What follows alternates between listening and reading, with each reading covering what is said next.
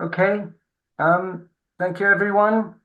So over to you, Peter. Okay, I hope everybody's sitting comfortably. Then I shall begin. That's one for the older people. Um, as you can see, I've been doing brewing for a bit of a while now, and I've written some books, and I've given a few talks on here, and I think most of you would be familiar with the sort of offering you're going to get. So off we go.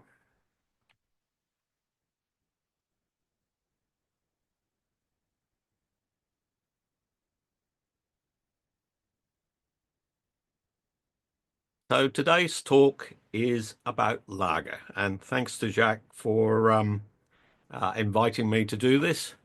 And this is somewhat ironic because I might have brewed 7 or 8 batches of lager out of 420 odd batches that I've brewed over my home brewing career. So I come at this with a very unbiased view towards lager. And important to recognize, lager does not equal Pilsner. Hence the slide, because you've got a range of colors, you've got a range of beers, and you could include Baltic porters and perhaps other beers in the lager category. So what I'm going to concentrate on today, I'm going to do a bit of history because that's what I do, um, and then mashing and fermentation, and look at the parameters and how that all goes together. And we've got the situation where I'm not a lager brewer, so I have used Barry Cranston, who is a good mate of mine from my homebrew club, uh, who is a lager brewer, and I have bounced this presentation off him and taken his feedback. Uh, so hopefully it'll stand up to your scrutiny. So lager means different things to different people. This is an important concept to get across early in the piece here, I feel. So in Australia, a lager is you go to the pub and you have, if you're in New South Wales, you have a schooner of new. If you're in Victoria, you might have a schooner of Carlton Draft or a pot, and 4X in Queensland. That's lager. Now, if you're a Bavarian, you've probably got a very fixed idea on what a lager is, and it's probably going to be more your Helles and brewed to Reinheitsgebot. Cheshire, the old Czech Republic. Pilsner Urquell, Budvar, dark lagers, all very nice. You got BMC in North America, Bud Miller Coors. They're all lagers, aren't they? And then in the UK, apart from the imported pseudo-Australian lagers, you have the Carlings, the Carlsbergs, the Stellas, and the Heinekens. And the only common factor with all of those types of beers is that they're probably using a Froberg type yeast, which is a W3470 type yeast. Now, for some people, BJCP judges in particular, lager is a series of sub-styles and styles, each with unique attributes. There's a very particular requirement if you're a BJCP judge. However, if you're a home brewer, it's whatever you fancy doing. So lagers different things to different people.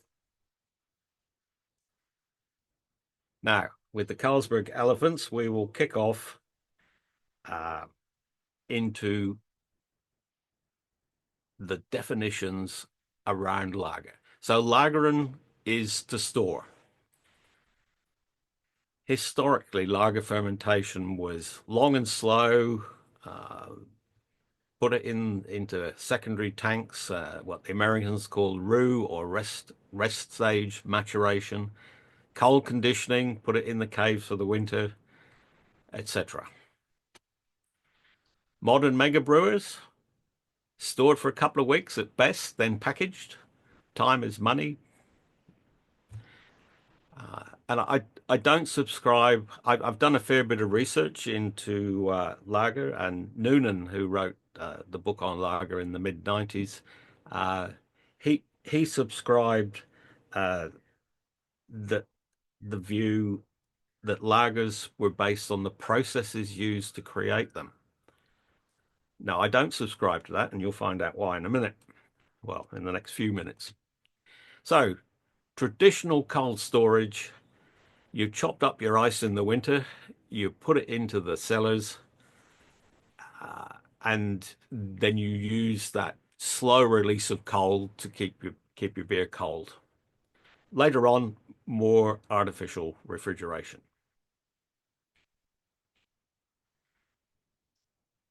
The classic, if you've not done the Pilsner Urquell tour, I would recommend it. It's just one of those things on the bucket list you need to do. I did it a few years ago. And in the cave system, which is enormous underneath the brewery, uh, they they have all the conditioning tanks. Now these are really just for show now. Whilst having a beer out of one of these tanks is just one of those things that is a life experience. It's for the tourists. It's not what they brew normally. What they brew normally is a big shiny stainless steel thing that you also get to see. So that's the romance of the whole lagering thing, isn't it? So traditional fermentation, open fermentation to start. So it looks like top fermentation, but it isn't. And then once you've got that initial fermentation out the way, put it into the storage tanks, and about 6 months' time, you get lager because it's been stored. Now we'll just go forward in time to the late 1800s. So we've got the New South Wales Lager Beer Brewing Company. As you can see, the brewery was actually built in a paddock on the outskirts of the town of Sydney at that time, and they imported technology from the Fordler Vacuum Fermentation Company with a brewmeister called Augustus J. Metzler. So, state-of-the-art turnkey lager-only brewery. The key technology in all this was something called the FF system, and the way that worked was uh, the tank here was like a starter tank, so that replaced the open fermenter tank. So they'd start it off, and then they would put air through the bottom. So they'd oxygenate the wort through the bottom, and they'd really crank it up and get it going. Then they would draw off with the vacuum system from the top, from these vents up here. They draw off. So by taking away the CO2, uh, they release the yeast from being stressed by CO2, and the whole thing um, fermented out in 6 weeks, including the sword system. So Listen, this was this was a patented system that was installed around the world, and it was installed at Alsop's Brewery in Burton as well. So the whole thing about this was the speed of the production by the promoting the fermentation. So what it looked like at the New South Wales Lager Beer Brewing Co. was you've got the tanks, and the tanks were able to stand the pressure of the fermentation, and then they used a more traditional wooden tank to rack and carbonate the beer. So Mr. Metzler's here highlighted outside the Sternworth. Now the Sternworth is sort of like an American version of a tap room, or the brewery tap. Uh, the idea was generally that it would be better to have the workers having a beer where you could see them rather than sneaking it out of the vats or any other things they were doing. But it also acted for the promotion for the visitors, etc. So what the sign says, iced lager beer on draft. Now this is 1898. At this time in Australia, iced anything would have been an absolute luxury. Uh, there was very little refrigeration plant around. It was just coming into vogue. So to give you an idea of what the beer might have looked like and tasted like, here's a recipe from my book. It's derived from fact. Um, Metzler wrote wrote the business case for this brewery, and he used as a reference 12 brews that he brewed in Victoria on a similar system. And the costings included the ratio of pale malt to rice. So this is a pale malt and rice beer. So I think we could basically say this is the type of beer that he would have brought with him from the States at that time. So very simple beer.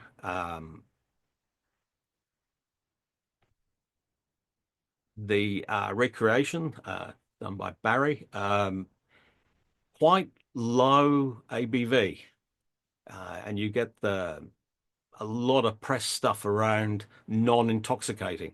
Well, if you've got a 4% beer that's quite satiating, uh, versus an 7 or 8% beer that's a bit like rocket fuel, it's going to look and feel and taste like a much less intoxicating beer. And it was served cold, and it had high carbonation, which is something that the other beers of the day didn't have. So quite full-bodied. And I can say it's full-bodied because I found in the newspaper a chemist's analysis. So this beer was 1052, finished about 1020. That's what the analysis said. So yeah, it's a challenge to brew because modern malts, you you tend to find it wants to ferment out more. Pasteurized beer. When it was packaged, it was pasteurized. So there's an idea of a type of lager. That's not dissimilar to modern day Australian lagers. You just swap out um, the rice for sugar. Right, now we get to the guts of things. Mashing.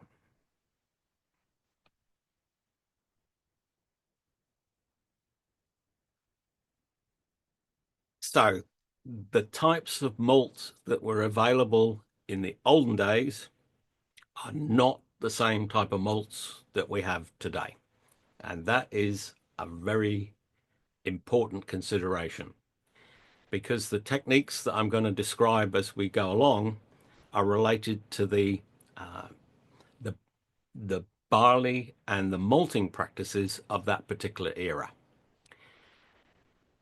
So these might come across as being generalities, but German and Czech basically under modified two rows. English malts generally very well modified, and US malts 6 row, very high diastatic power. European, so I've seen records for Carlsberg, Heineken, their adjunct of choice, along with people like Anheuser-Busch, adjunct of choice, rice. Australian, cane sugar. Uh, my definition, which I believe to be correct, is an adjunct is something that you have with the malt and or enzymes, and a substitute is a replacement for malt, which is what sugar is. So now we get to the bits where people will have views, I have no doubt, and we'll get to that when we get to the questions, I expect. So singular fusion, not usually associated with traditional, and traditional is a very interesting word because what's traditional in one era is not traditional in another era. So Rob, who's on, I watched his presentation, I looked at it, and I'm not going to go over it. We'll just leave it there as a reference. There it is. Traditional way of dealing with under-modified malts. Now, there are other decoction methods like semi-decoction, which was a very much an Australian way of doing things, limited decoction, all about trying to improve extract efficiency because these are commercial brewers. They want they want to get value from the materials that they've got. Not really about flavor, much more about efficiency. We get to the US and we've got cereal or double mashing, where you've got a lot of raw grains used, perhaps 15% of corn or rice, and boiled up, returned to the main mash, and you end up with what's in effect a rising infusion mash profile. Very similar effect to decoctions in raising the mash to various rest temperatures. Now, there's also from the 1930s, there's Hockert's step mashing and Heineken's pilot brewery, which I've got some examples coming up. Uh, they tested that against their decoction mashing practices. So it's a lot quicker than decoction. And homebrewers with modern single vessel systems can easily step mash. So it's quite a flexible way of changing fermentability, etc. Now, just so we throw something else in the mix from 1883, with the reference down the bottom, English dry lager. I'll let you digest some of that. There's a few things in there that I felt were quite interesting. So it's rice and malt, okay. Bavarian hops, yeah, okay. Vigorous yeast, vigorous ale yeast. Uh, and then the author went into a huge amount of detail about how to get this full and pronounced lager flavor, which was from pitch on the mash tun, uh, in the fermentation vessels, to get that resiny thing going on. So in 1883, the lager flavor had this pitch flavor. So we now leap forward to Eldridge Pope and their Konig lager. So Eldridge Pope in Dorchester was a very famous ale brewery. Went through various phases. It's currently turned into a post brewery shopping complex, as you do in the middle of towns. So the owner were the Popes, and Christopher Pope got sent to Heineken to learn how to brew lager. I've got a brewing record for this one, and it was brewed from lager malt, continental hops, and yeast from Carlsberg. It used, interestingly, something called Solprana, which, from all I've managed to find out, is some form of enzyme. So, and it was an infusion mash, and then underlap, and then up to sparge. A magnificent 3.4%, which was very much the norm in the 1960s and 70s. Even the continental brewers detuned their lagers for British consumption. Uh, should make a nice quaffing beer. Again, it's rice and malt mix, and the continental flavor here is coming from Styrians. Now, moving on to US adjunct brewing, Youngling has the distinction of being perhaps the oldest brewery, uh, probably that still exists post-prohibition. And then we get to how did they mash to do the double mashing? Robert Wall, or Vol, depending how you want to pronounce it. Uh, you've got a series of things you can do here. You've got parameters and levers that you can pull to deal with the type of beer you want to end up with. So the cereal mash gets added in later on and will raise the main mash up to whatever temperature you want to get to. So it's a bit like decoction, but it's like a single decoction and you add the mash into the main mash.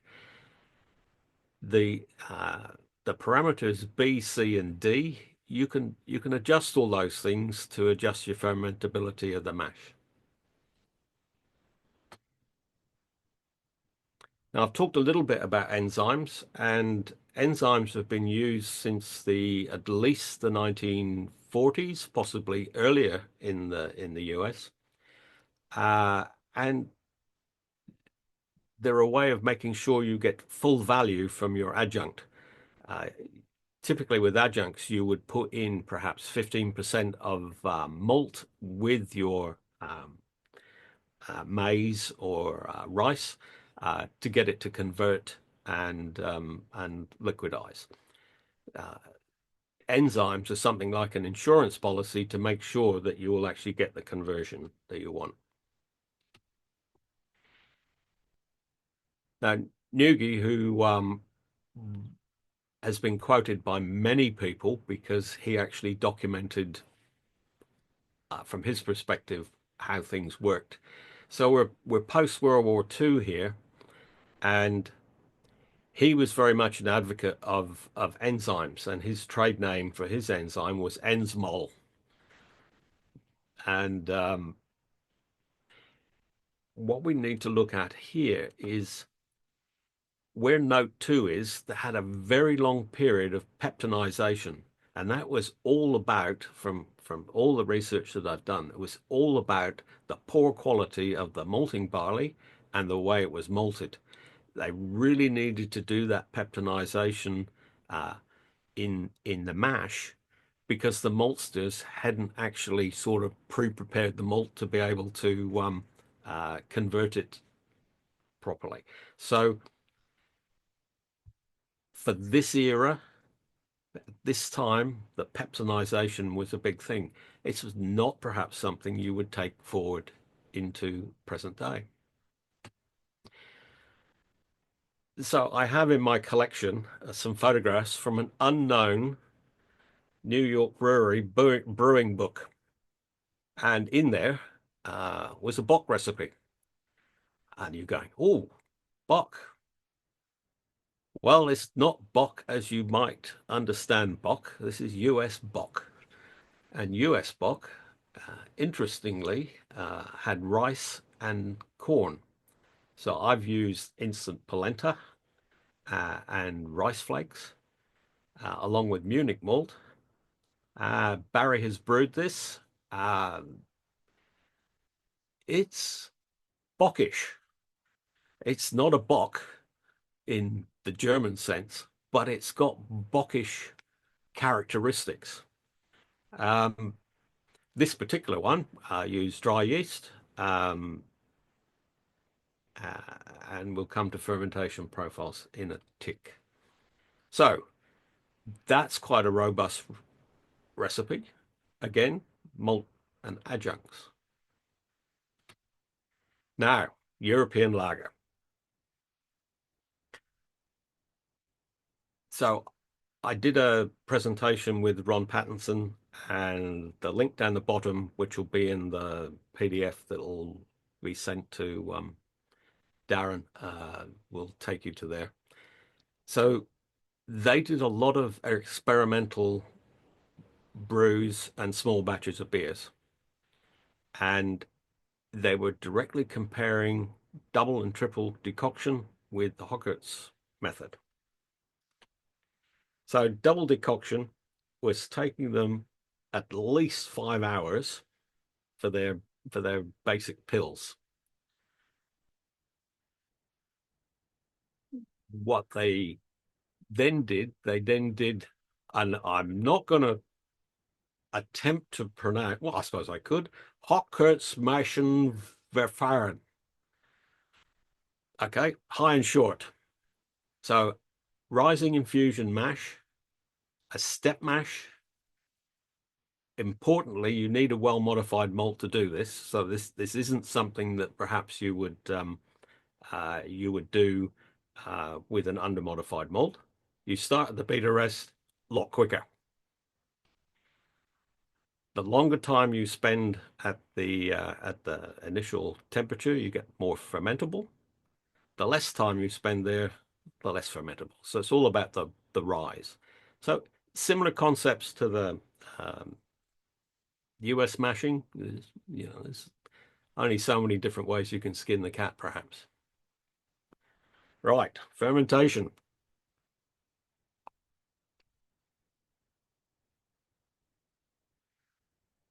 Well, this all boils down to how fast you need the beer.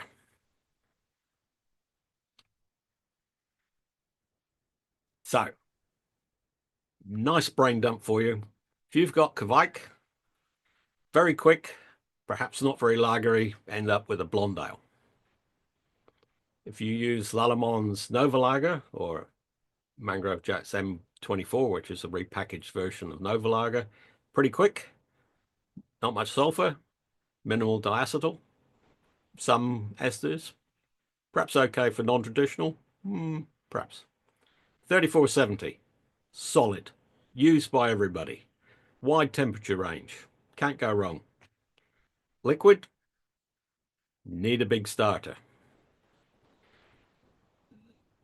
So from all the texts and stuff that I've read, the lager yeast on Froberg, based on Froberg, like 3470, some are a bit more sulfury, some are a bit more diacetyl, but they're all much of a muchness. The key things about the pitching rates, uh, dry, follow the manufacturer's recommendations, grams per litre, don't do a starter. Liquid, over pitch by 2 with a starter. So you've got options when it comes to fermentation. You've got the traditional cold, 8 to 10, C, ramp up for the diacetyl rest, up a couple of degrees, perhaps overall 6 weeks, something like that. Then you've got Narcissus, or Mike Tasty McDowell's method, start cold and then gradually ramp the temperature as the gravity decreases. Perhaps that's a couple of weeks. Pressure, 12 to 15 psi, 17 to 20 degrees C, a couple of weeks and done. Non-traditional, something like Nova Lager, 2 weeks and done. So you've got a lot of options. They all make lagers, but perhaps subtly different. Now, who's any good at Dutch? No? Okay, give up. Right. So Heineken in their experimental brewery brewed a Dortmunder. And they brewed it for the staff Christmas party, which is what that says. Um, this Dort is not the same as a Dortmund Dort, but it's similar. They used a fairly traditional cold lagering system and then lagered for 60 days at 0. So that's a fairly traditional way of doing a fermentation. And after all those adjunct brews, here's an all malt beer. Thought we ought to have at least one. I've used Atlas Latrobe. Voyager is a craft maltster here in Australia. Uh, very dependable stuff, but insert your favorite Pilsner malt in there and a medium to light Munich malt. So this was, you could either do this single infusion or you could decoct it with a single decoction. Very traditional sites use German lager, WLP 830 or Mangrove Jets M76. That's going to give you a very solid lager. So the tasty Nazis method, well, it's actually more Nazis method adapted by Mike McDowell. You've got this stepping effect that you ramp up the the temperature progressively. Um, and while I was looking for that, I actually found this. Somebody has put up online a calculator. So you put in the OG, you put in your final gravity that you want, and it'll work out your targets in accordance with. So for those of you that like doing that sort of thing, there's a little bit of resource for you. Now, Steve has already covered, you see, it's crafty, this, isn't it? Because I look on the, because I do my research. Already done pressure fermentation, tick. However,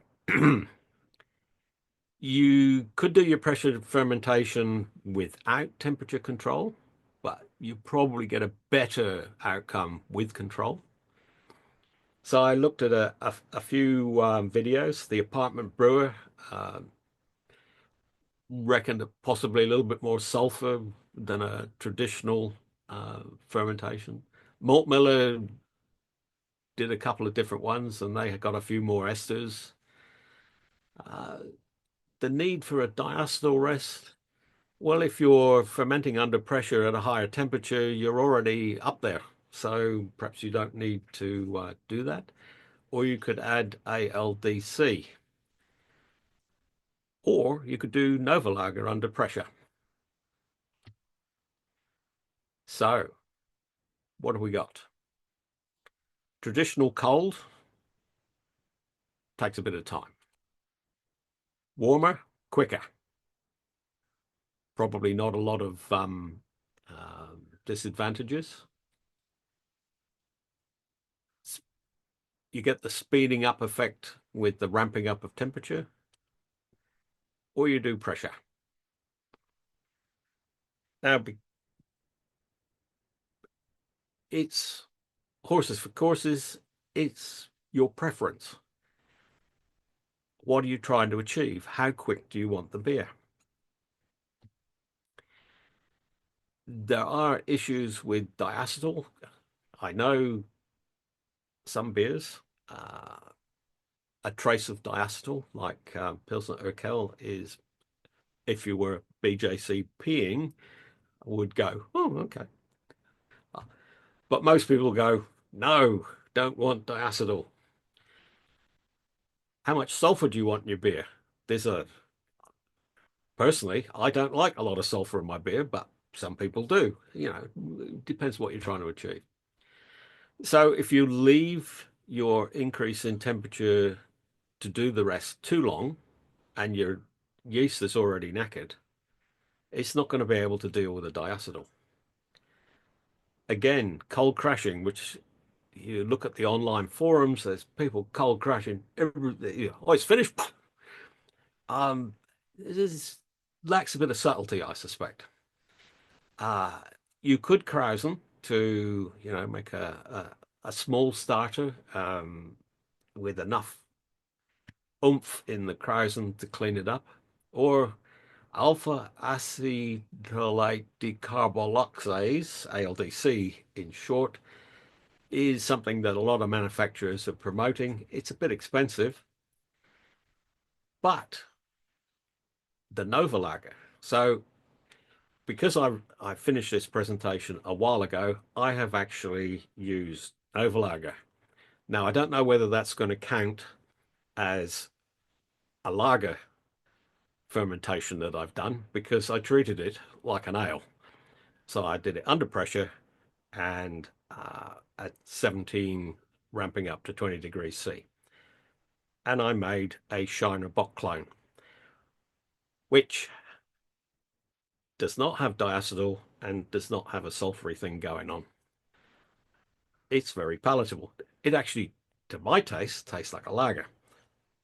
But so I also asked Matthew Harold of Main Brews fame what he thought about lager fermentation. Now he's very famous for his analysis of different types of different styles of beer and the data that goes behind that.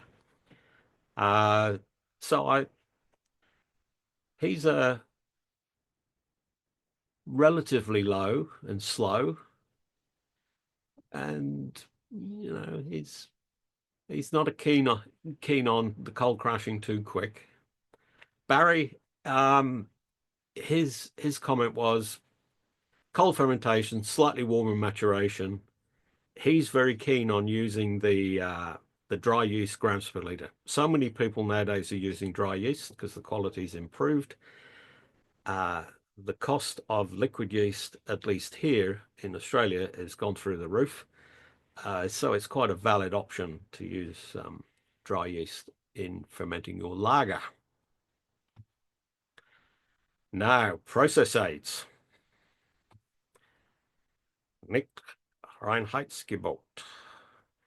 So you're not allowed to put enzymes in the mash, but perhaps you should if you really want to dry it out. Uh, you've got to use an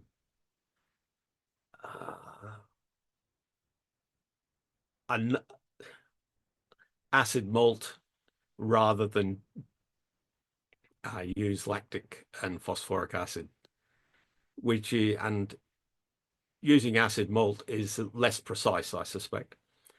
Uh, Arguably, you shouldn't use any finings.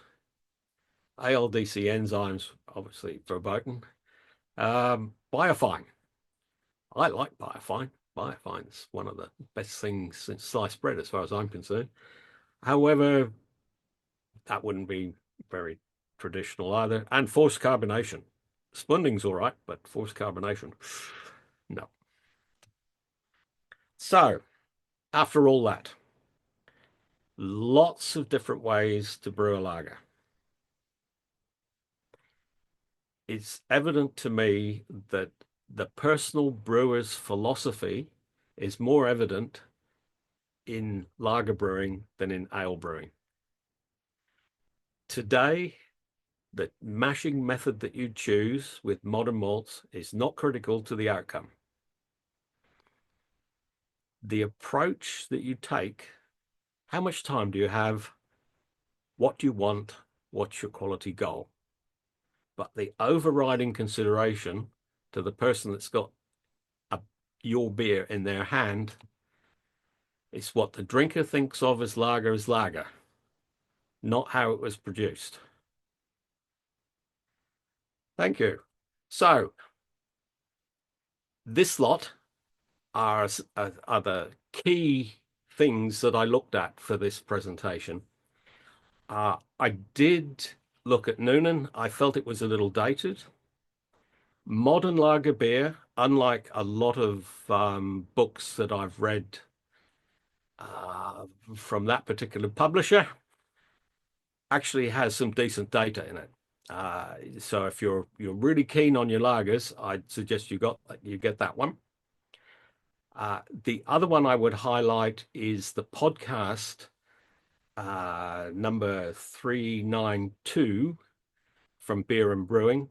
That's got an interview with some Czech craft brewers who are still doing traditional Czech lagers in accordance with the rules, as well as other stuff. So that's well worth a listen. And of course, I've got these books, and if you like my talk, you might like my books. Anyway, thank you very much for listening, and I'm now very much open for questions, and I will defer to any lagering experts in the audience. Thank you very much. Thank you, Peter.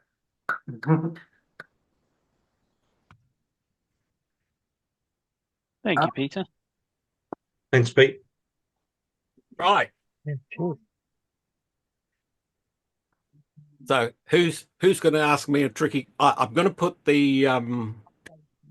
uh I think it was 4 recipes. I'll put the PDFs for that in the Slack if you're interested uh, to look at those. Yeah. And Darren, I will put the PDF on the mail to you. If you're still the right person. Yeah, for my sins.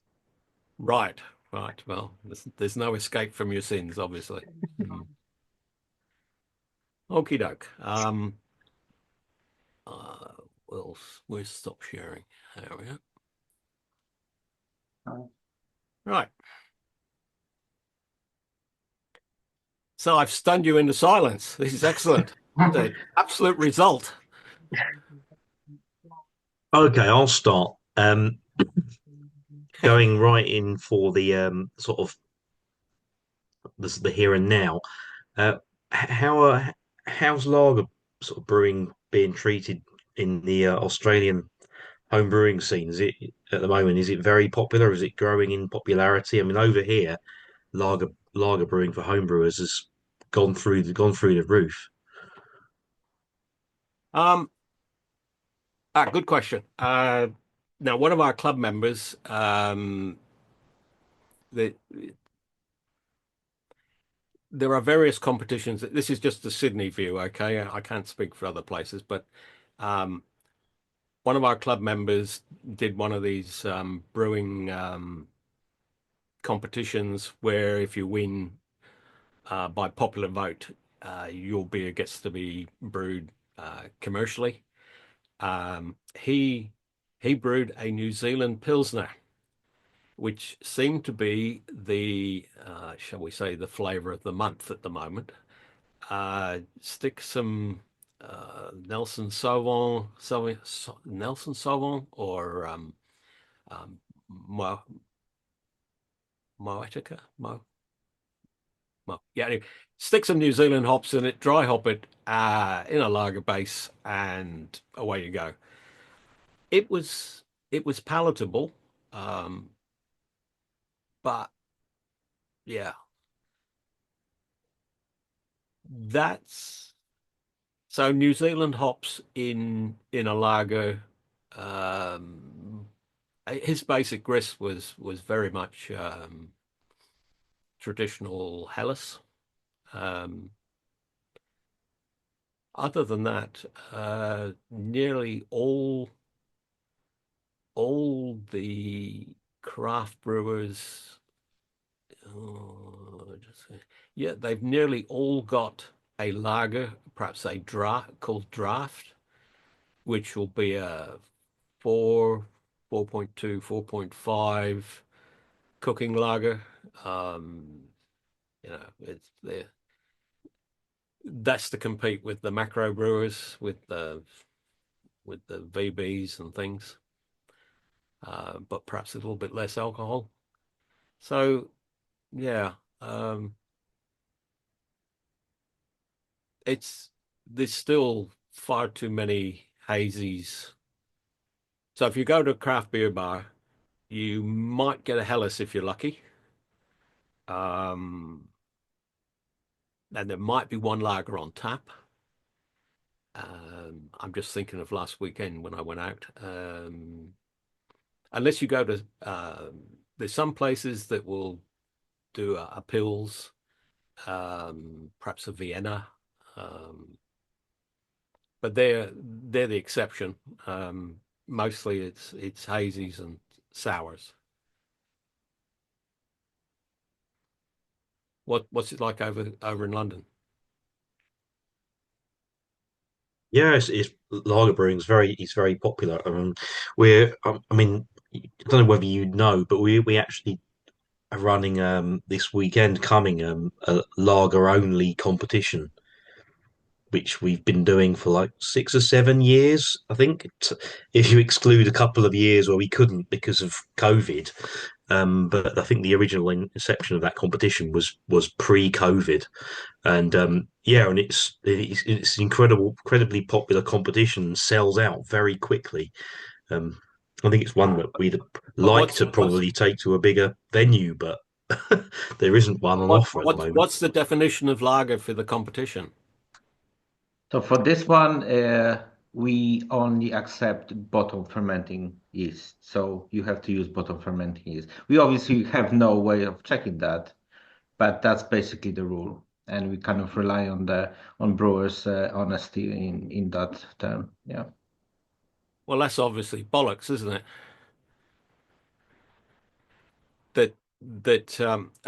I mean in terms of concept about what lager is. I'm not saying that your rule is bollocks.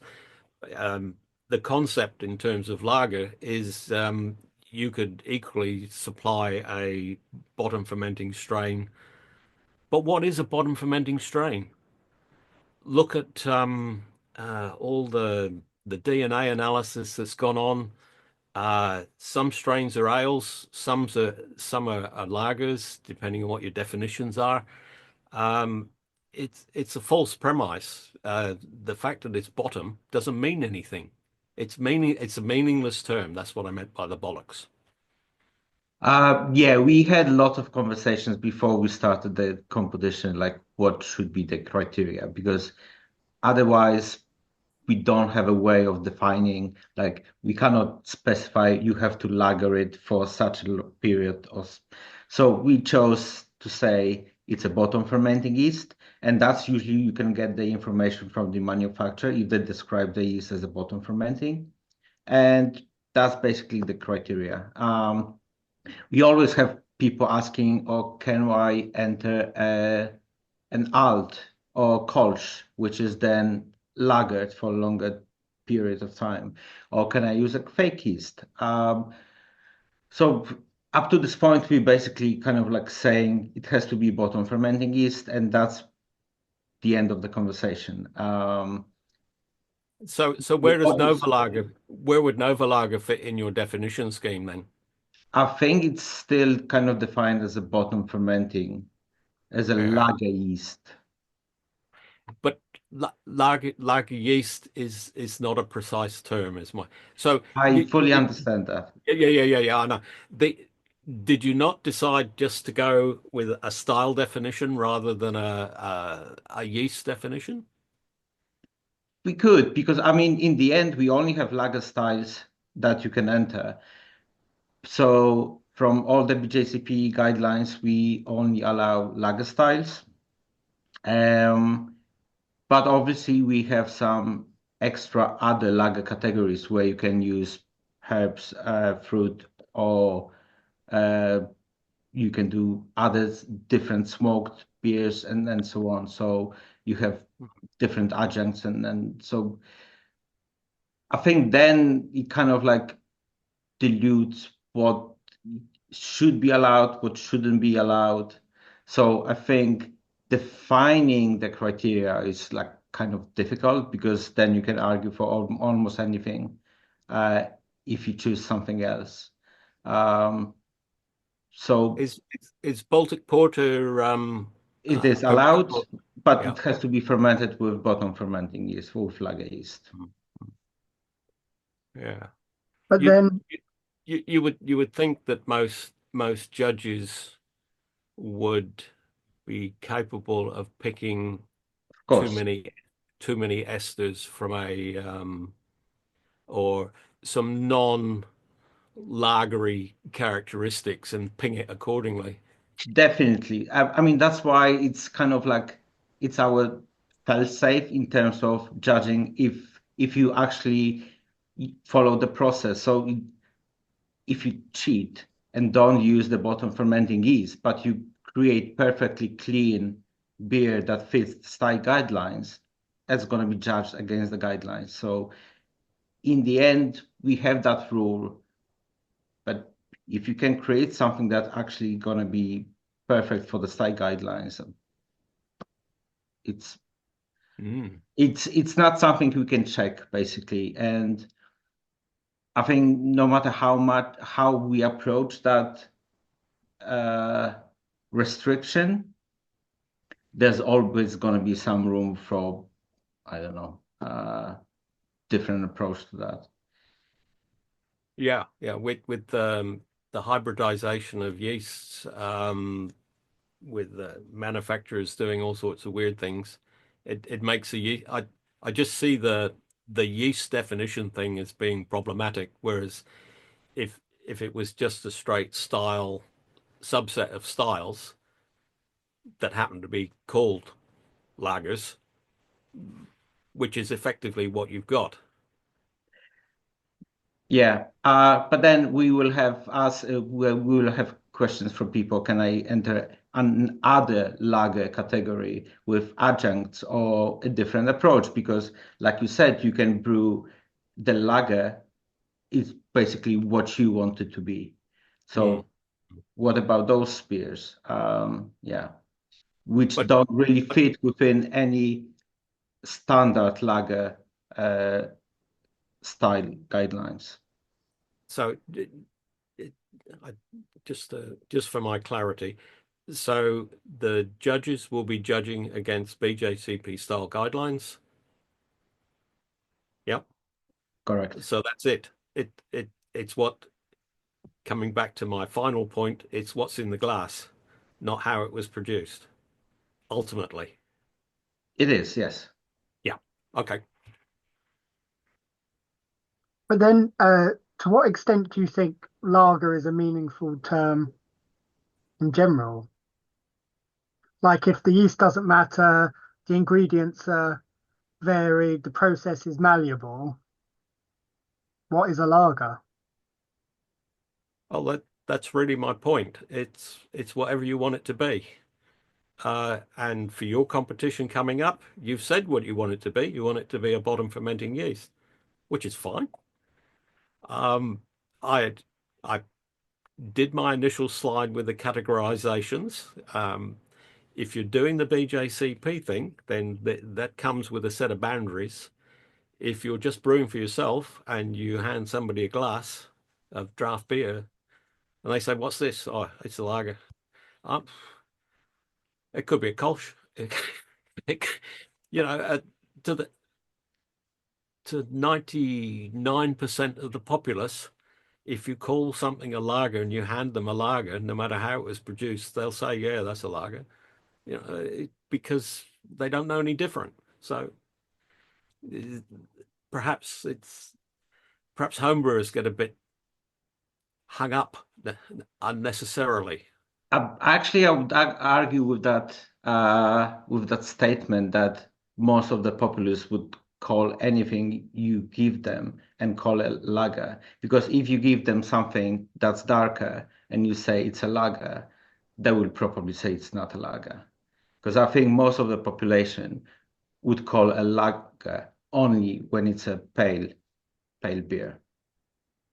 I yeah, I think yeah, that's fair dues. Most Perhaps I should have qualified it as if you handed somebody a pale beer and called it a lager. Yeah, yeah. The But then people don't tend to drink dark lagers, which I don't know why, because they're quite nice. Czech dark lagers are lovely. Um, but you look at what the big brewers produce, they produce some fairly bland 5% pale lagers. Mm. The Baltic Porter example you picked up, Pete, is quite interesting. I was just looking in the guidelines, and the ingredients, as we know, are all kind of porter, stout, dark roast malts. But under the characteristic ingredients, it says generally lager yeast or cold fermented if using an ale yeast. And I think that's the tricky bit, isn't it? So I think when we decided to go with maybe it being defined by the yeast, it means you can make any style of beer as long as it's bottom fermented. And then that's allowable in the competition. But no, I totally get what you're saying. No, Yeah. nowhere in the Baltic Porter description does it say lager other than lager yeast, and that's what it doesn't make it a lager. It's a porter, but it's been lagered with a particular kind of yeast. Yeah, That's right. and then I think like when setting up the competition, one of our aims was also to challenge brewers and to change the concept of lager brewing and kind of push people to basically use that bottom fermenting yeast, make sure that try to cold fermenting or try cold conditioning for extended period of time. So that's basically was like our main aim to kind of like popularize lager brewing and then kind of push brewers to actually attempt to do that. And I think we kind of achieved that at this point. Hmm. The other odd style in there is California Common or steam beer, where you kind of take a lager yeast and abuse it a bit to get some esters. Yeah, I think like because you have that specific strain from Anchor, right? So that was originally bottom fermenting yeast, I think, from Germany, but then it got used to California, and you can ferment slightly higher. And then you have those kind of esters that kind of work with the Cali Common. yeah, that's where I was mentioning about the hybridization. So yeah, it. But if you put boundaries around your the styles you accept, then yeah, there's no point in people wanting to enter a competition to styles that you've excluded. Having administered a couple of competitions, people don't read the instructions, basically. Yeah, I accept that. But yeah, in the end, I think judges know what they're coming to judge. And then essentially they know what's supposed to like how those styles supposed to taste and be like. So I think in the end, judges have that final say if it's a lager or not from a competition point of view and style point of view. Yeah, from the criteria. Yeah, Mhm. yeah. Hmm. Well, that was a nice sort of sidetrack that leads into your comp on the weekend, so that was good. When this gets up on the YouTubey thing, that'll be good background information for people in the future. I.e., if you're going to enter a competition, read the instructions.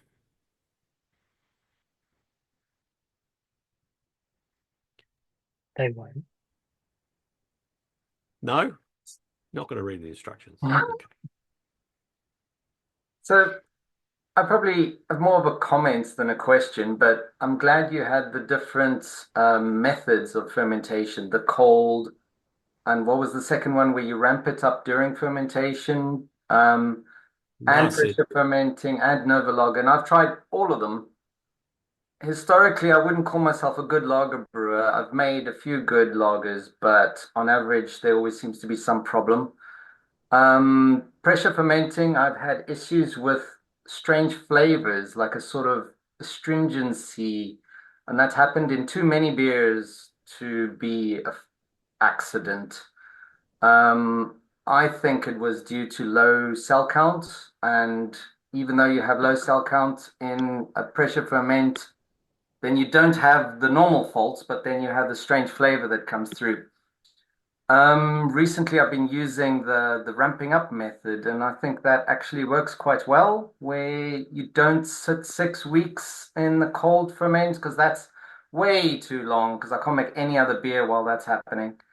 But yeah, sort of halfway through attenuation, you start ramping it up, and then they also say the beer need or the yeast needs a bit of sugars to actually clean up after itself, that it's better at cleaning up the acetal if there are still some sugars remaining. So this ramping up method, there's a little bit of science behind it and so on. But I'm not an expert, and I'm just wondering, if we looked at our Longer Than Life or any competition, what sort of method has done the best over time? Is it typically the cold method? what have other people had the most success with here? And maybe a bigger question, why?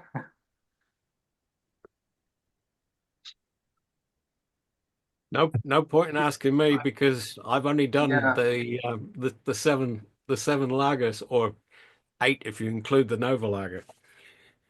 I, I mean, I've done it.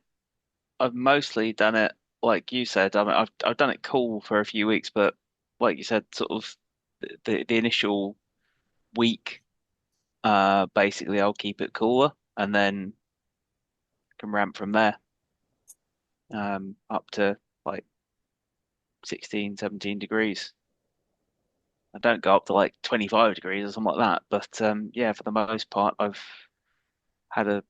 It's been absolutely fine. You get to um once you get to sort of 50% attenuation, you increase the temperature a couple of degrees, and then so I'm starting off at 10, and after that sort of 50% attenuation, I'll maybe go up to like 12 or 13 degrees, and then at 75% attenuation, I'll go another couple of degrees, and then when it's sort of 90% done, I'll go another couple of degrees. Yeah. Um, so yeah, just and it helps it clear up um any diacetyl more easily. Um, I think for the sulfury ones, although I tend not to use the sulfury ones when I can avoid it. Um, so I've stuck more to the sort of Bock yeast, and obviously Nova Lager, but Nova Lager is sort of throw all this out the window anyway. But certainly, yeah, with the lager yeast I've used, you start it low, and then as it attenuates, you can ramp it up a bit. Yeah, I must say them. I normally ferment my lagers at about 12 degrees with the liquid yeasts, and I normally find that they're done within a week, Yeah, and that is including the, the sort of ramping up for a diacetyl rest, and I'll go up to like 18 degrees, maybe 20 on the last day or something like that.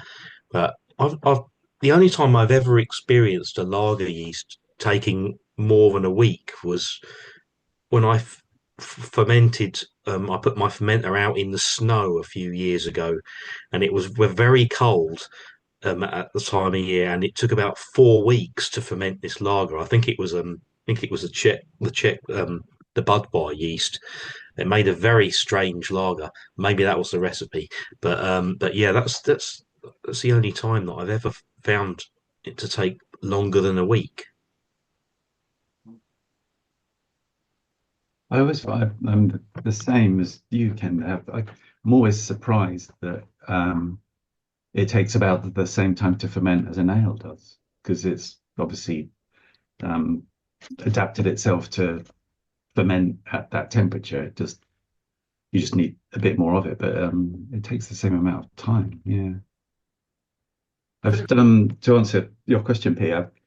I've kind of tried it all ways as well with pressure fermenting and cold fermenting. I actually returned to just cold fermenting the last few batches because I think I was getting a bit haphazard with pressure fermenting. You just chuck it in, and I didn't have any temperature control. Just thinking it would kind of look after itself, the pressure would sort it out, and it kind of didn't. And you were right to point out that you need temperature control as well as your pressure control. But I did find, I think, that the last couple of batches I made a German and a Czech lager or something like that, and I paid much more attention to the process this time. So fermented it at 12 until it had finished, and then banged it up to 18, straight up to 18 for diacetyl rest. But then brought it down in that like 2 centigrade or 1 centigrade a day, so that the yeast kind of stays viable, and meaning that when you've reached 2 degrees, you've still got some viable yeast that will continue to chug away at whatever the remaining sugar is. And I found that it the flavor was much better. It was much more stable doing it that way. I mean, I've only had two examples, but I found it was just better. for want of a better expression, to kind of go the old-fashioned kind of adhering to the process quite carefully method. And it makes Well, quite a difference. The lagers are like a tricky bugger. You know, they're easy to mess up and get I, all I estery or weird. I think that comes back to the speed question and your quality question of what are you trying to achieve. Mm. And if you want the subtlety, the more traditional long and slow is probably going to get you there, is what are you saying? But Seem to. if you want to be drinking your Shiner Bock clone in 10 days, well, I actually sampled it because I spuned it. I sampled it at 7 days, and I thought, not bad, not bad. And one of our neighbors was handily in Texas and commented on my Facebook post of my Shiner Bock glass. So I took the opportunity and asked very nicely if they'd bring me back a couple of bottles, uh, and uh, and she did. And I've done a side by side. I need to correct my recipe a bit, but it's in the ballpark. That's And all right. Good work. flavor wise, it's okay. It's the flavor things that need to change from the grist. Fermentation profile, yeah. Uh, but then I'm an ale drinker. What would I know? On your Shiner Bock clone, you said you used Nova Lager and you pressure fermented it. Yep. So what temperature was that then at? I started at 17. I set uh, the pressure to 12. It went up to about 14 psi. And after 2 days, I ramped it up to 20. And it was pretty much done in 5 days. I mean, to be fair, I guess the pressure fermenting helps you with sort of spunning and getting it pre carbonated, but I mean Nova Lager is pretty happy at those temperatures anyway, and is Mm. rapid. So even cooler, it just seems to rip through things. So yeah, Yeah, I took some soundings uh, from the guys in the homebrew club that had actually used Nova Lager, and just starting up at 17 seemed to be a good way of just making sure that it kicked off okay. But I reckon you could just go. I I think the temperature control is important because you don't want wild swings in for any yeah, fermentation. You don't want wild swings in temperature while you're fermenting. Yeah. yeah. I think you don't want it to go completely wild and sort of cut loose at the beginning of fermentation because it does go pretty quickly. From my experience, it's happy at pretty much anywhere between 10 and 20 degrees, and you can't. It's quick even at the low end.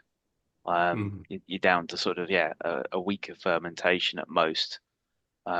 Generally, I found that I tend to start it these days at I think 14, and then but even then I'm done in about 5 days for virtually any beer. Um, but yeah,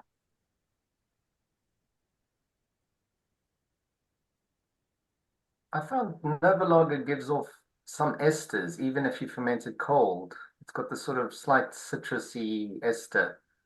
Um, Might be okay. It's almost like this Pilsner-like ester or citrusy type thing. But I'm not too fond of it. Others might like it, I don't know. So pressure fermenting with Nova Lager might make sense because then you won't get those esters. Yeah, I had uh, two of the guys taste before our main meeting while they were still reasonably fresh in the palate, shall we say. Uh, I had them compare the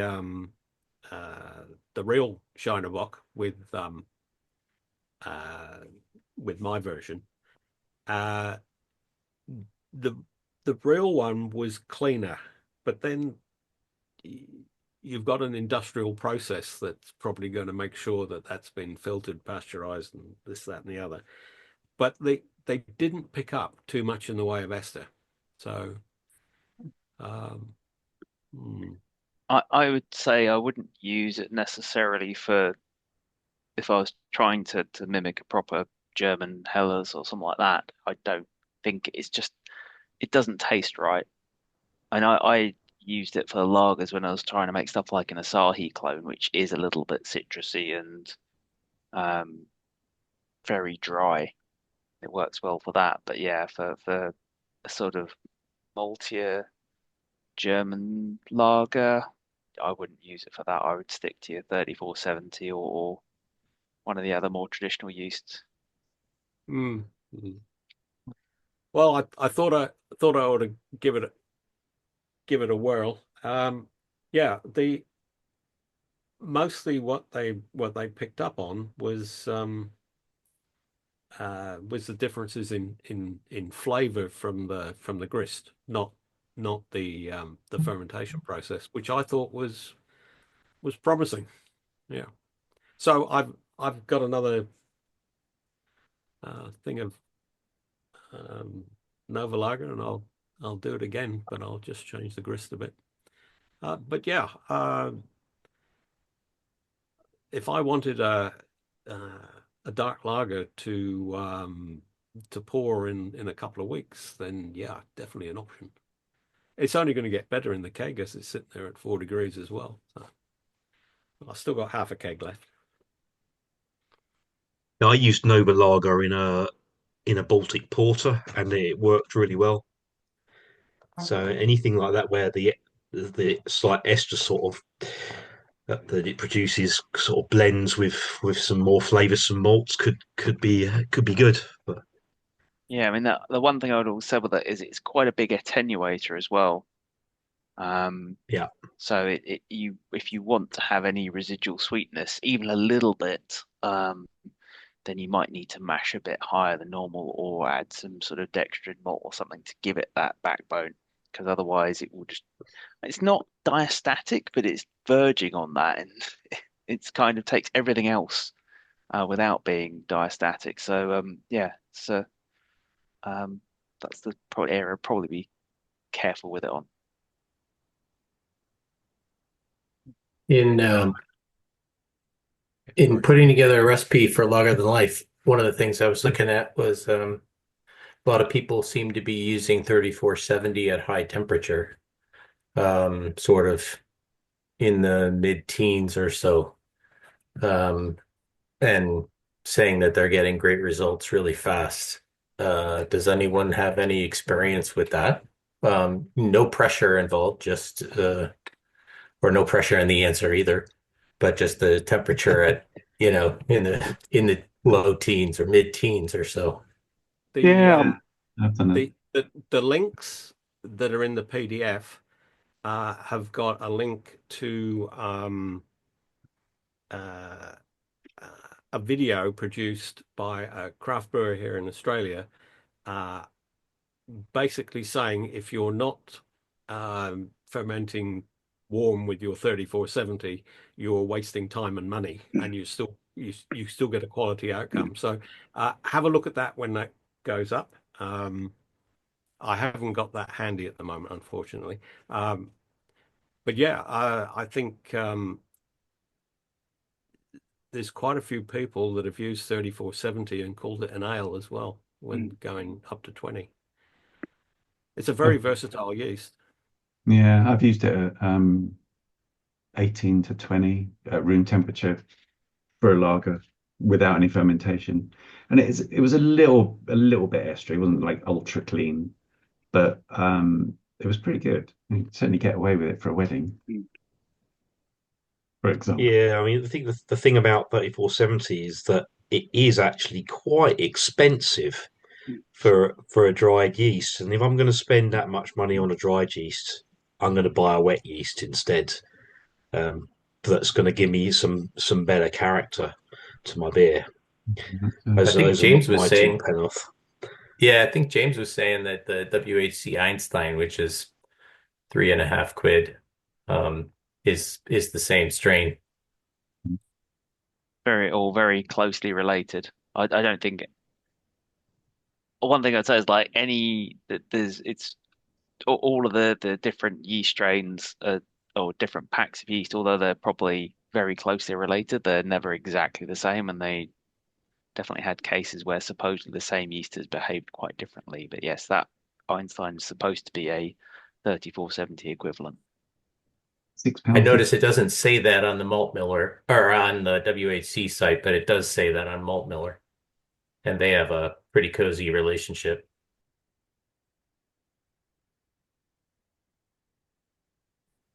Yeah, £3.69 at the moment for a packet of that. So And it's £6.50 on Old Miller for 34.70, if you So, please.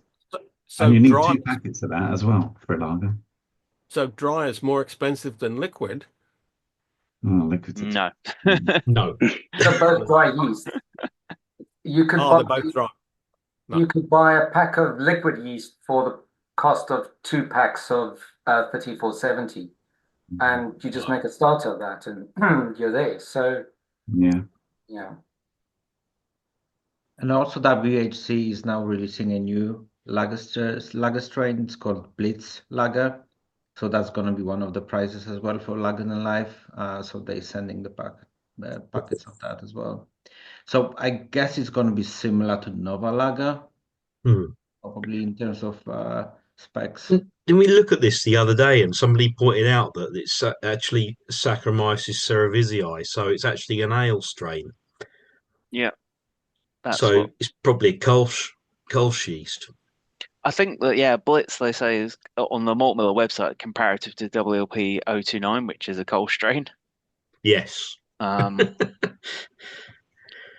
I wonder if it produces the same esters. I mean, the WLP 029 is a brilliant yeast for making Kolsch with, and actually I've made pale ales and things with it before, and it does go quite clean. So yeah, it would be interesting to have a go with this Blitz yeast. I'm definitely going to get some and see what it does. What it does, yeah. I've been using a mix of 2 dried yeast for Czech lagers. Rob, I don't know if you would be interested. I'll try using that spreadsheet that guy made, where it's got all the different versions and different kinds of yeast. That thing, which is really useful, and he keeps updating. It's quite a useful thing. I've been using Mangrove Jack's M84, the Bohemian lager, alongside S23, because according to that sheet, they're both the Kel strain, but dried, it seems. So, and I found it was the cheapest way of doing it with dried lager without having to make a massive starter or anything like that. It worked really well. It worked really well for a Czech. I just sprinkled one of each in for about whatever, 6 quid or 5 quid or something like that. Because that was a consideration doing lagers these days, as we were just saying. Yeah, I've never done dry yeast actually. That seems to be where everyone starts, but I don't think I've made a single lager, dry yeast batch. I used not to. I was a bit sniffy about it, but I've last sort of year or so, it's almost all I've used. Just Same. because you go back to it and you're like, okay, well, I just take this packet and dip it in the fermenter, and I don't have to muck around with anything else. So, Yeah. it's that they've got so much better and there's so much more range in them that yeah, it's kind of worth doing. Still, some things they can't deliver, but yeah. You're right. Some of the wet yeast strains have got much nicer character and stuff, but for kind of bog standard Bohemian pill, Um, some they're quite useful. one strain I was going to ask about. Sorry, Peter, don't think you mentioned it. I wasn't sure though. Was the S189 the Hurleyman um strain, a Swiss lager Mm. strain? I don't think anybody that I spoke to in my club had actually used that. So I've used S189 and you can ferment it at like 15 and it's still sort of okay, but it gives you a sort of Pilsner type flavors, Mm. but not much flavor. It doesn't bring out the malt, so Okay. I stopped using it. I mean, they have again, like WHC have their own version of it. It used to be again incredibly expensive for a dried yeast, and yeah, you can now get it quite a bit cheaper from them. So, and I was thinking about trying at some point. Well, the mangrove jacks that I referenced, as it actually says on the reference to Novalager, it actually says it's a repackaged Novalager. It actually says on the back. Okay. So what you pay for is a gram less for $1 less, something like that. Yeah, people always talk about lager yeast that they're neutral, but they're not. They make some make the hops shine more, others make the malt shine more, others give more sort of more. You get this perception of more flavor or not, or more body or not, and they actually do vary quite a bit. It's quite something. My recent favorite is the Iyengar yeast, the 833. Don't know if anyone's used that. That's quite malty. It's really, really good. Yeah. Yeah, 830 is also really good for a Helles. Don't know anyone else has any favorites, but those are my current ones. That'll probably change over time. I don't know. Well, I just made the same beer, the same recipe. Um, I made in December with the White Labs Copenhagen yeast, which must be the original Carlsberg yeast, which is brilliant, by the way. Very fast, very clean. Gives you that if you want to sell anybody a lager that you've made and you could done what anything to the grist bill, use this yeast and it will basically just sort of neutralize everything and make it taste like a bog standard lager. Um, What was that? Which one was that, Ken? Sorry. it's the Copenhagen yeast, the White Labs one. So it made a great beer, but it didn't achieve what I wanted it to do. Because I actually bought it for something else and I'd forgotten to buy the yeast I really wanted, but I was like, fuck it, I've got to use this now. Um, so then I remade it again with a White Labs 838, which is Southern German lager. Because I couldn't get hold of the 833 because that's nearly always sold out when I look. And yeah, completely different beer. It's like so much more malty, which was what I wanted to go for in the first place. Um, Unfortunately, it didn't behave itself with its attenuation. It stalled, and I had to actually finish it off by krausening with the Copenhagen yeast. But yeah, good example there of like same recipe, two different lager yeasts creating a completely different beer. Yeah, that Bock yeast 833 is has a very distinctive flavour that really accentuates the malt. I almost find it a bit too much sometimes, but yeah.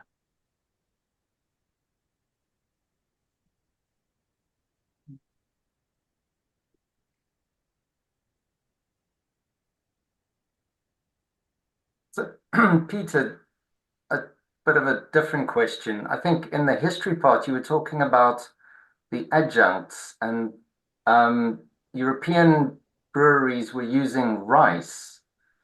Do you know why they used rice? Why specifically rice at that time? Was it just to thin the beer out? If I was to take a punt on that, I would say cost. You you look at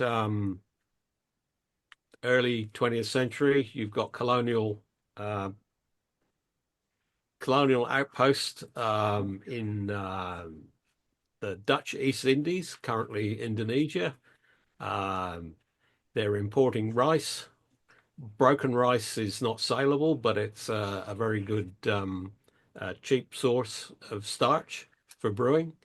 Um, yeah, we cost, but also paleness. Uh, the the preference that I've seen in the brewing text was always rice over maize, because rice was didn't add any objectionable flavors, whereas maize, depending how it was processed, might have had a bit of residual oiliness left in it, depending how they did it. So you got a very fine, straight, pale fermentable in rice, and not too difficult to have a rice cooker. Lots of breweries had rice cookers. You just cook up your rice. It turns into a single infusion, a single decoction mash in effect, because you just raise up to whichever temperature you want. But I'd say it was cost. Right. Yeah, because I was thinking if we're gonna sort of recreate a historical lager, does that mean we have to get a rice cooker and all of that? But I don't think I really want to do that. No, you've got two choices, I think. You go to the supermarket and you buy Rice. Ah, brown rice flakes. This is from our local supermarket. Alternatively, if you don't want to bother with putting it in the mash, buy brown rice malt syrup in the supermarket, and you just put that in the boil. Uh, both I've used both methods, and yeah, you're just adding a very clean fermentable. It's very easy to use. You don't have to do any prep with the brown rice flakes. Just chuck it in the mash and give it a good stir, and away you go. It, even if you're using regular rice, I mean, I did the rice lager with like 30% rice. So I just used jasmine rice and boiled it. So cook it pretty much as normal, although basically just overcook it. Um, so I just got a big pot and boiled it for like instead of 20 minutes that it would normally get, I think I gave it about 40 minutes. And then let it sit a bit, and it absorbed an enormous amount of water. But then I use that as part of so I'd use some of the strike water from the mash to boil it, and so I then just put that all into the mash, and pretty much the second it hits the barley, it just disintegrates. Um, it's really quite impressive the way it just go. I literally had this like 10-liter pot that was just full of rice stodge because it had absorbed so much water. But the moment I put it into the mash, it just fell to bits straight away and just dissolved. Um, and yeah, so you don't need to do. You can basically just boil it in advance and then yeah, use it as strike water for the mash. Yeah, and that's getting closer to the probably the industrial way they did it in the past. Um, they just wanted to uh, gelatinize it, get it a bit there. And using enzymes, of course, you could probably avoid all that and just you could, other than crushing the rice. But I haven't really played with enzymes yet. I'm a little concerned that they might attenuate out too much, and I'll end up with not the beer that I was aiming for. But there are some enzymes that are denatured in the boil. Uh, so if you put them in the mash, you'll probably be okay.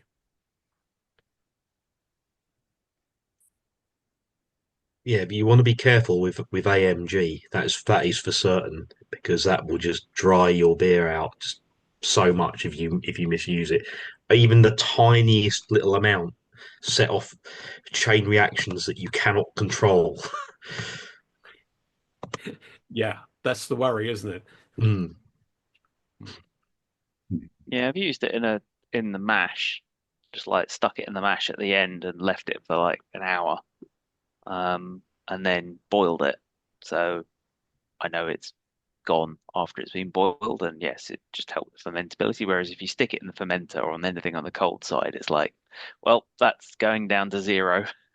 I used it in my 11 plus beer, which is like 4 or 5 years ago, whatever it was, and it had stuck at 1040. So I kind of put a bit in, nothing seemed to happen. Put a bit more in. I think it finished at like 1006 or something like that. Quite acrid and bitter, gotta say. Oof. But it Yeah, worked. the enzymes don't stop. They're just like there. Kept going. I've still got some of it, and every so often I blend it with an oversweet porter. It's like, that's better. It's like it's quite good for adding in yeah, dangerous stuff.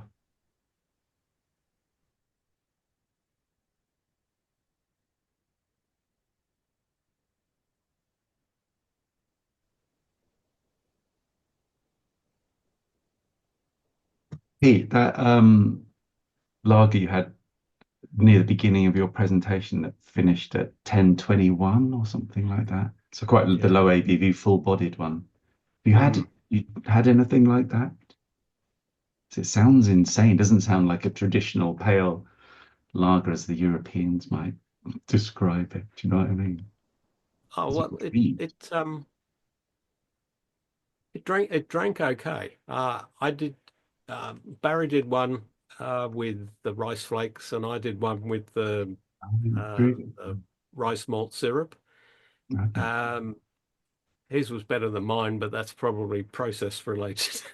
Uh, yeah, it it drank surprisingly well from it's a few years ago now. It drank surprisingly well. Um, it is quite it, with the higher carbonation, even with a 1020 sort of finish, Mhm. it's still quite light. But they were in the late 1800s. They were very keen on the dietary, the dietetic side of things in terms of beer, and rather your working man who needed an alternative form of carbs was getting Yeah, it from the beer. yeah, right. So it was So it's absolutely nourishing. the opposite of using enzymes and fermenting out. It's like the liquid bread thing that the monks refer Yeah, to, I guess. incomplete fermentation, basically. Nice and filling, keep you going all day. Mm. Got it. Well, all that wear and tear on the knees.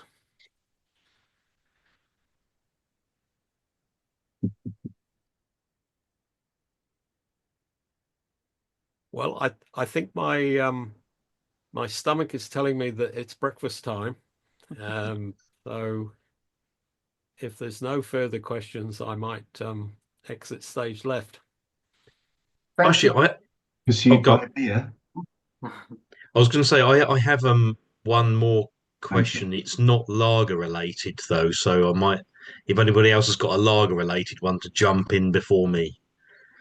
I think we'll just let Peter go. I just want to say thank you very much for the presentation, and it's always quite an experience to have people from all across the world showing us how to brew our beer.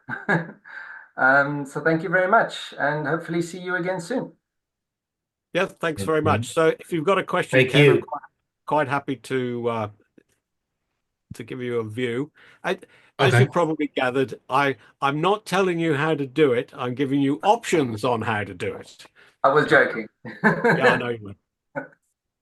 It's very brave of you, Pete. It's for a committed ale drinker to take on lager like that. Yeah, look, it's courageous, I would put it as, you know. Foolhardy, Pete, is what it was.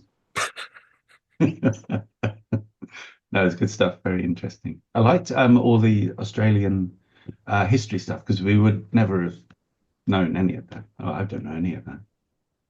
Well, that's that when you invite me to do a talk, or anybody invites me, you're going to What? get a bit of variety in it, and hopefully to be a little bit thought provoking in a pleasant way. Ken, you ask a question.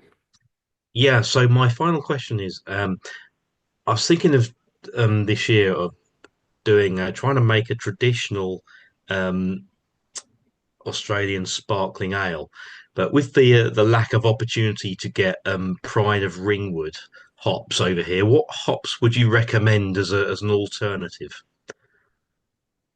Okay.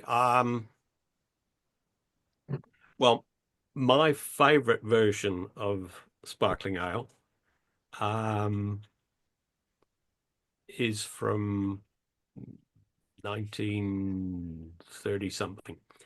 Uh, Before Pride of Ringwood's relatively recent. Okay, it's about 1950s. It was bred, became available in the 1960s and 70s. So it's a fairly new hop relatively. Before that, they were using cluster as the base bittering hop. Hmm. Cluster and EKGs. So cluster for bittering, EKGs for finishing will give you a bitter lemony thing going on. It's not the same as Cooper's Red, for example.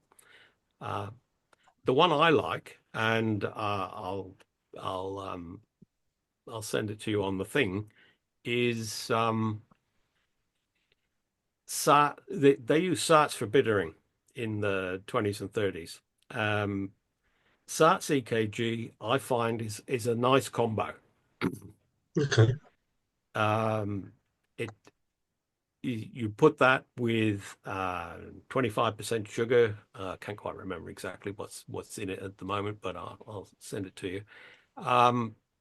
What I'll do in 2018, I gave a talk to the Australian Homebrewers Conference, and 3 beers were brewed of sparkling ale. There was a 1975 one, which is Pride of Ringwood and stuff. There was a 1930s one, and then there was a stronger 18 something one. Uh, I'll put them up in a bit, and you can sort of see how they all go together. The um, the book the book that's got an absolute plethora of sparkling ale is this one. 6 o'clock brews. And which one did I? 1927, 307. 307.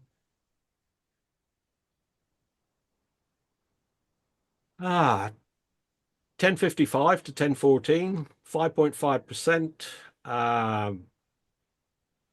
72% Marisotto, 18% white cane sugar, 9% bog standard ale malt, 0.44 grams per litre black patent, go for brewing water amber dry.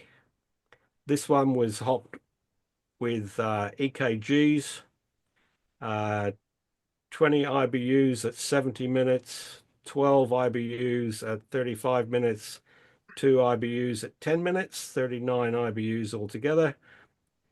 Use a Burton ale yeast, WLP 023 or Thames Valley 1275. That's important because you want to get those pear.